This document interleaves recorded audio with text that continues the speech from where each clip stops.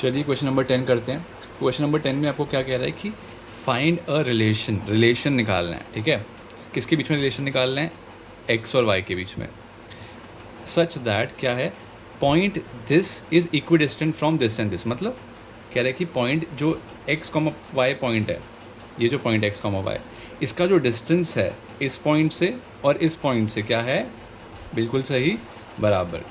ठीक है, तो बराबर डिस्टेंस है, यानी कि अगर हम फिगर में मार्क कर दें तो ये जो लाइन का डिस्टेंस है और ये जो लाइन का डिस्टेंस है वो क्या है, इक्वल है। अगर इसको ए नाम दें, इसको बी नाम दे, इसको सी नाम दे, तो हमें क्या निकालना पड़ेगा? ए बी डिस्टेंस निकालेंगे, ए सी निकालेंगे, दोनों को इक्वेट कर देंगे। क्यों? क्योंकि इक्वी डिस्टेंट है। ठीक है, इक्वी डिस्टेंट है। और फिर हमारे पास एक्स और वाई का एक रिलेशन आएगा, वैल्यू नहीं आएगी। क्या आएगा? रिलेशन आएगा, वैल्यू नहीं आएगी। ठीक है, तो आप निकालें पहले बी ए निकाल लीजिए या ए बी निकाल लीजिए। ए भी आपको पता है क्या करना पड़ता है, 3 माइनस एक्स का होल स्क्वायर। यहाँ पे गलती अलर्ट आने वाला है आपके लिए, गलती अलर्ट। क्या गलती करते हो? बिना आइडेंटिटी के सॉल्व कर देते हो, बिना आइडेंटिटी के। तो A square plus B square minus 2ab plus A square plus B square minus 2ab। ठीक है, ये हो गया ए बी की वैल्यू। थोड़ा सा इसको तमीज़ से लिख लेते हैं, एक्स स्क्वायर वाई स्क्वायर इकट्ठा लिख लेते हैं क्योंकि स्क्वायर स्क्वायर वाले नंबर हैं। एक्स और वाई भी इकट्ठा लिख लेते हैं, -6x माइनस 12y है। और 36 और 9 को ऐड करो तो कितना होता है? 36 और 9 45। अब निकालो ए सी, फिर वही सी होगा x2 y2, तो -3 माइनस एक्स। अब यहाँ पे एक वो आ गई है मेरी सीख, जो मैंने आपको दी थी, याद करो क्या सीख थी।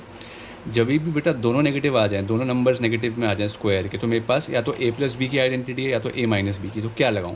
तो मैंने बताया था इसको क्या सोचना है आपको दिमाग में, इसको आपको सोचना है 3 प्लस एक्स का होल स्क्वायर। जब दोनों नेगेटिव होंगे तो आपको इसको पॉजिटिव ही सोचना है। ठीक है, तो आंसर कितना आएगा? A square plus B square plus 6x plus 16 plus Y square minus 8y। ठीक है, मैं फिर रिपीट कर रहा हूँ, यहाँ पे जो दोनों नेगेटिव थे तो हमने प्लस की आइडेंटिटी लगानी है, इसको नेगेटिव नहीं भूल जाना है आपको जब दोनों नेगेटिव हो तो। और यहाँ पे a माइनस बी की आइडेंटिटी लगाई। अब फिर से इसको थोड़ा तमीज़ से लिख लेते हैं, X square plus Y square plus 6x minus 8y और ये 6, कितना हो गया? 25।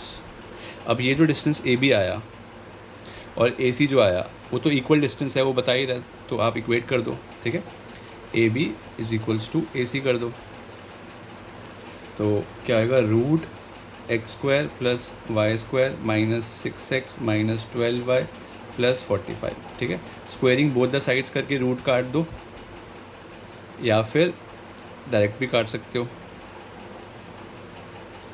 ये रूट और ये पूरा होल रूट कट गया। ठीक है, अब यहाँ पे भी एक्स स्क्वायर है, यहाँ पे भी एक्स स्क्वायर है, ऑपोजिट साइड पे हैं बट साइन सेम है। तो इसको जब आप इधर लेके जाओगे एक्स स्क्वायर को तो माइनस एक्स स्क्वायर बन जाएगा, ये भी चल बसा। वाई स्क्वायर है, उधर लेके जाओगे तो ये भी चल बसा। कुछ बच्चे क्या करते हैं, फ्लो में 6x और 6x को भी काट देते हैं। बेटा ये नहीं कटेगा, क्यों? क्योंकि ये -6x है प्लस 6x है, उधर लेके आओगे तो ये भी माइनस का बन जाएगा। ठीक है, तो इसलिए नहीं, मत काटना। तो माइनस का 6x, ये उधर आया तो ये भी बन जाएगा माइनस का 6x माइनस 12y, ये y को उधर ले आओ 8y प्लस का, फिर कांस्टेंट 45, उधर का कांस्टेंट -25। ठीक है, तो ये कितना हो गया? माइनस का 12x, ये कितना होगा सॉल्व करके? Minus minus minus plus minus, तो -4y और ये हो जाएगा +20।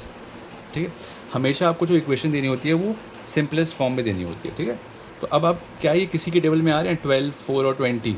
हाँ यार 4 के टेबल में आ रहे हैं, तो आप क्या करो, -4 कॉमन ले लो। -4 क्यों कॉमन लिया?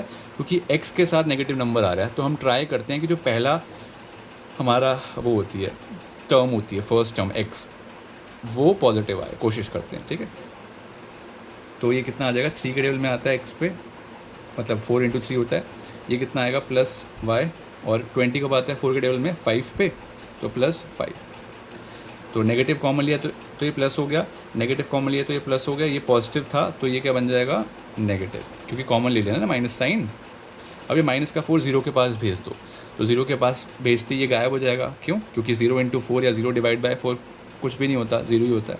तो आंसर आ जाएगा 3x + y minus 5 is equals to 0। तो आपने ये रिलेशन x और y के बीच में जो निकालना था वो फाइंड कर दिया, ठीक है। That's it. नेक्स्ट एक्सरसाइज हम शुरू करते हैं फिर, सेक्शन फॉर्मूला।